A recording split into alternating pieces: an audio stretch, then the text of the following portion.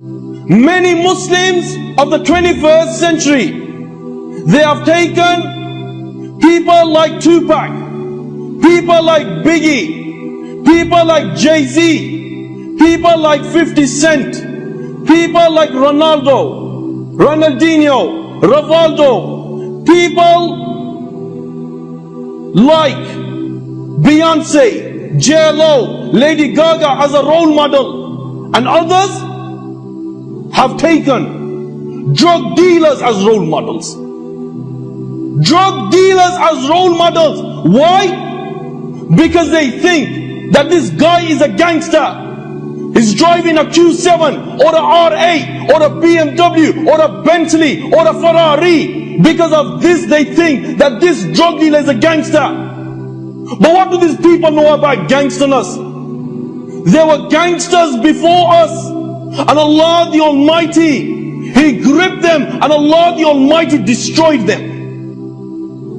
The likes of Qarun, this guy was a gangster, and Allah the Almighty gripped him. Allah the Almighty gripped him. The earth opens and takes him in. This is what happens to a gangster. The likes of Fir'aun, this guy was another gangster. Yet again, Allah the Almighty disliked him. Allah the Almighty hated him so much that Allah gripped him. The oceans open and they crush him. And he's in Turkey Museum today, so mankind will reflect. Why? Because Allah says that we will leave his body right till the day of judgment, so mankind will reflect. The likes of the people of Ad, yet again, these guys were proper gangsters, and Allah the Almighty disliked these people, and Allah the Almighty gripped them. The tornadoes came and destroyed them. Now this guy, Nimrud, this guy was a proper gangster. I'm not talking about them wannabe gangsters from Alam Rock, or from Small Heath, or from Spark Hill, or from Handsworth or Low South, or from Aston or Smethwick. This guy Nimrud, this guy was a gangster, and Allah the Almighty hated his gangsterness. But Allah the Almighty, He sends a mosquito to go through his ear, to land on his brain and eat off his brain until this guy drops to his knees. A death of a dog. You want to live by the gun? Then indeed you're going to die by the gun. You want to know about real men? Then look at mans like Harun Rashid and Mu'tasim. Harun Rashid, the Amir al-Mu'mineen of his time,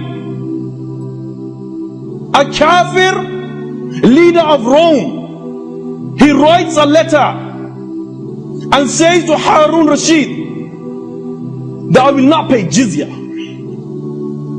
Harun Rashid, he replies to his letter and says, in the name of Allah, the most merciful, the most compassionate,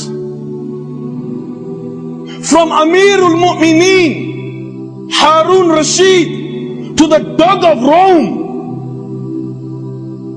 I have received your letter, you son of a kafirah.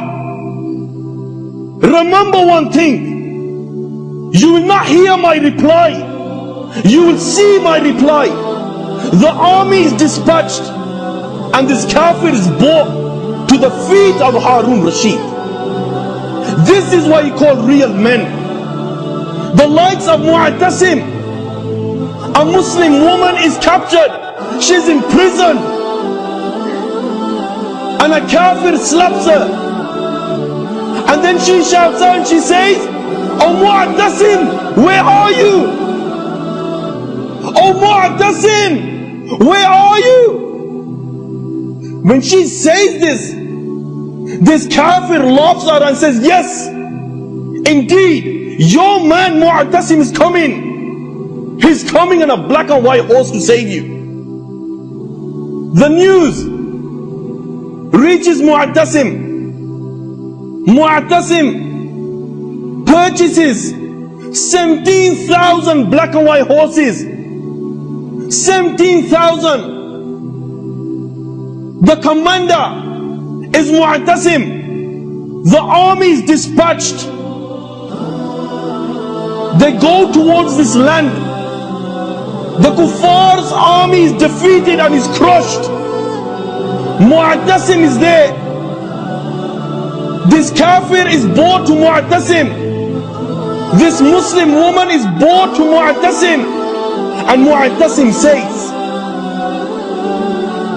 to this woman that tell this kafir that Mu'tasim has come on a black and white horse to save you.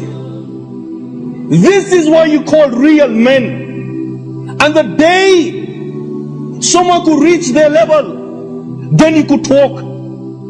Otherwise, you might as well do what you do best. Put some bangles on and go back home and eat and sleep. And the Muslims have taken drug dealers as role models. These are the drug dealers. They are putting people's mothers, people's sisters, people's brothers, people's nieces onto crack, onto smack.